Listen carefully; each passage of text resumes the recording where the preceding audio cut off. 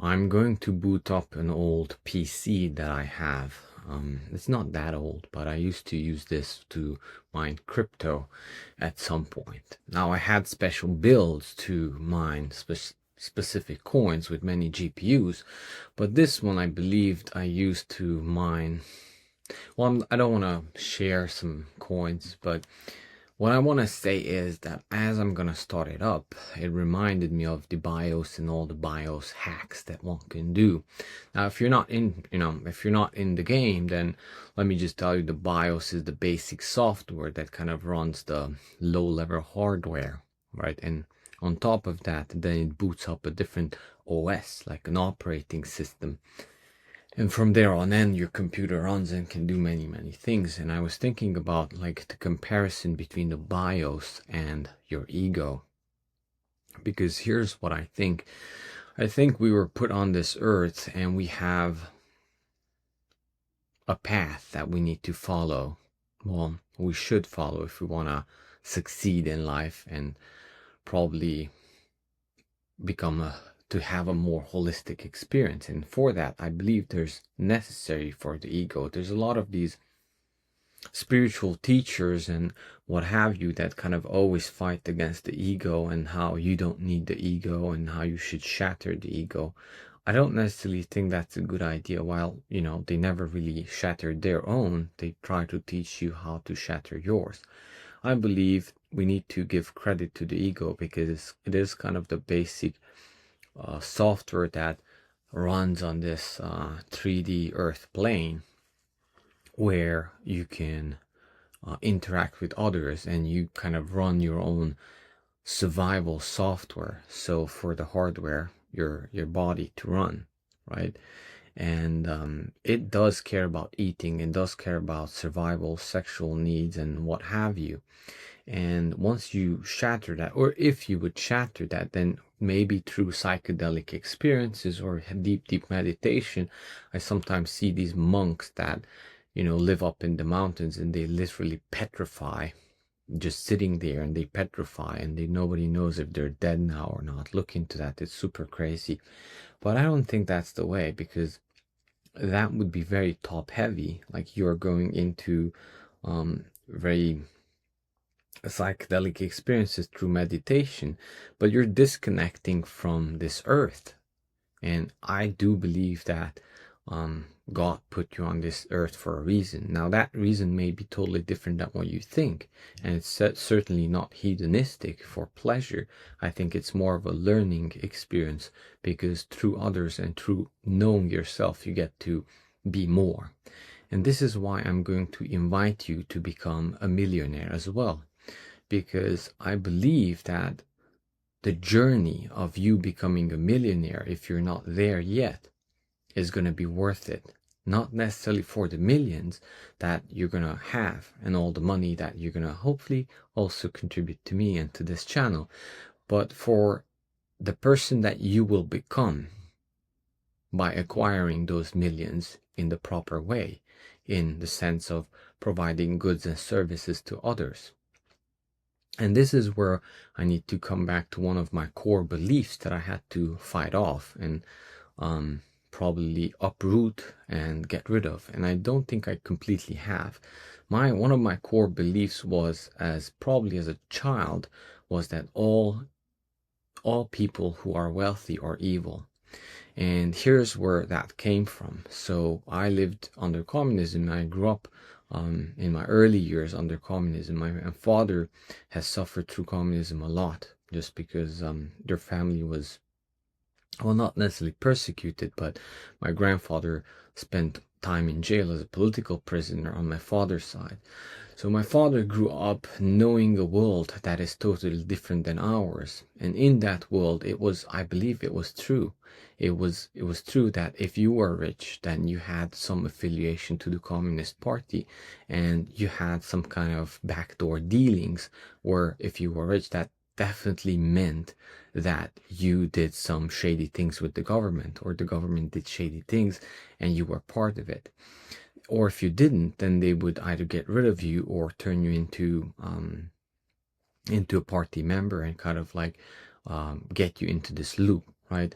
So he resented that, of course, and there was times where he was called in to become a party member, just because as he was kind of like growing in his wealth and experience, and he rejected multiple times, and he plateaued. He definitely plateaued at some point, because he would not take the deal, so to speak, because he had a deep animosity against them, because they imprisoned his father for no good reason.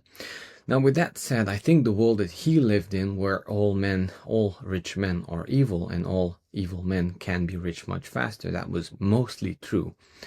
And interestingly, these belief patterns are inherited, and I inherited that pattern. So I had to read a lot of books and a lot of presentations, look at presentations and other people, how many good all the rich did in this world. And not all, but of course all the ones that I was trying to follow. So with that said, this was a core belief that I had to kind of pull out. And by meaning pull out, I'm saying that just like how you weed your garden, you pull out the weeds. This was one of those weeds that, as my wife put it, she came up with this analogy that as you're pulling the weeds, some weeds come out after rain fairly easily, but some others can always just broke off and the root still remains there. So this was one of my core beliefs that kind of stood there, and probably is still there to some degree. So what I'm saying is that you almost have to go back and heal your inner child and the beliefs you had as a child in order to advance in life. Now, with that said, one thing I wanted to continue on the idea was that you should become a millionaire, or even richer, a billionaire if you can, not because the millions and billions, but because who you will become and what kind of learning experience, like how you will get to know thyself as you're becoming that new person. So just for that experience alone, I believe that you should go out and create as much value as you possibly can in this world, helping others, and through that, society to some degree and God will reward you. And I believe, above all, I want you to be wealthy, right? I want you to be successful, because you will get to know thyself, and you will get to know who you truly are once you have money. Just how they say the comparison, it's very hard to know if a man is truly peaceful or if he's incapable unless he owns a gun. Then you will suddenly know if he's truly peaceful or he was just incapable for violence. So it's almost like, in order to know thyself, you need to have the capability to do something and not do it, right? So with that said, I'm going to invite you into this journey of becoming a millionaire. But with that said, I also want to say I had a very spiritual experience. I mentioned that I was doing kind of a 2-week decluttering effort in my house. I still have probably 4 keyboards that I need to give away. And I will. Now back to the spiritual experience. I had that on the actual dump, the city dump that I drove my trailer to. And I had all this stuff that was really, well, most of it was lumber, but other stuff that I was not, nobody was really needing it, but I was keeping it. So into the dump it goes, and it was a huge, now I've been to dumps, but not like this one. This was huge. This was different dump that I've been before. And it was a really big hill, a huge hill. And we drove all around it, and we gone up to the very top of the hill where all these big, huge machines were operating. And in that place, it was surreal. It was quite interesting to see. And I think the wind had an effect on me, because it was very high wind that day on top of it. It was just blowing all the crap that people were throwing in there, and huge trucks would come and push that. And I was there with my little trailer with all the lumber and all that stuff that needed to go in there. Mind you, it wasn't lumber that you would recycle, so don't be unhinged in the comment section. So as I was dumping it, I really hurt my finger. But anyway, as I was dumping it, I had this experience, and my 3 boys were looking from my car, right? I would not let them get out. The wind was too bad. It was just crap all over in the wind. And they were looking down at me, and I was kind of in the slope dumping all this stuff. I had this experience of everything will end up here. Everything that you ever acquire will be just someone else's junk, right? I had a similar experience when I was kind of dumping all the stuff that my father and my mother kind of like left, and it was no use, or it was attached to memory, so I was giving that away in Romania. But this was a bit different. It hit harder because this was mine, right? And as I was dumping it, and my kids were smiling because it was a new experience for them, I was literally almost like shaking, and it's a deep shake from here. Not fear, but it was just a realization that absolutely everything you'll do in this earth will just gonna end up there, right? And I kind of really felt it, and I'm a changed man since then. Not necessarily in a way where I don't care about this physical world anymore, right? As I started the video, I probably even care more about it, but I'm more here for the experience now, not necessarily the physical item. So when I invite you onto this journey, it's not necessarily all the physical items that you will be able to acquire with those millions, but all the experiences and all the learning experiences you will go through and others will go through who are maybe in line with your ideas, or as you usually grow, there's some other business partners and your children and your family that they will go through some experiences.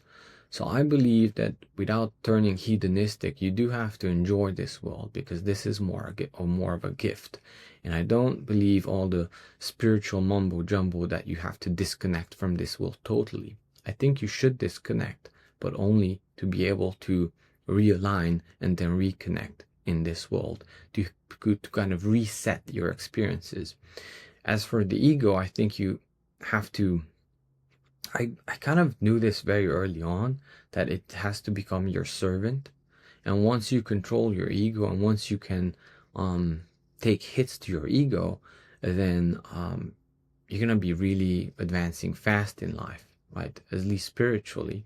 So I think speaking to the ego makes a lot of sense. When you have a fear, let's say you're presenting something and your coworker is doing a better job, you're going to have that envy. You're going to have that something, that it's not you, but the ego is afraid that, where our chances of survival is now lower because this other person is more successful than us. But in reality, you just need to observe that feeling and kind of dig in why you have that feeling, where that feeling originates from, and work on that. Because if nothing else, you can always just start a business and hire him. As you start businesses, you always want to hire better people than you. If not, then why do you even hire anyone? Why don't you just do it yourself? So once you kind of put the ego in place and you have this good operating system and have this machine, I think the experiences in your life are going to change tremendously, and you will have a different perspective. Now that doesn't mean that you shouldn't have material wealth. I think you should, as long as it's causing you a nice experience. And as for what you should store for the long term, well, things that don't rust, things that, the bugs don't eat. So there's very few things like that. All this computer hardware that I'm throwing away, it's all used up potential. So I'm thinking what you need to think about is open potential. You should store open potential. And usually raw material is that. Raw material and ideas and connections with other people. And of course, gold and silver. See you next time.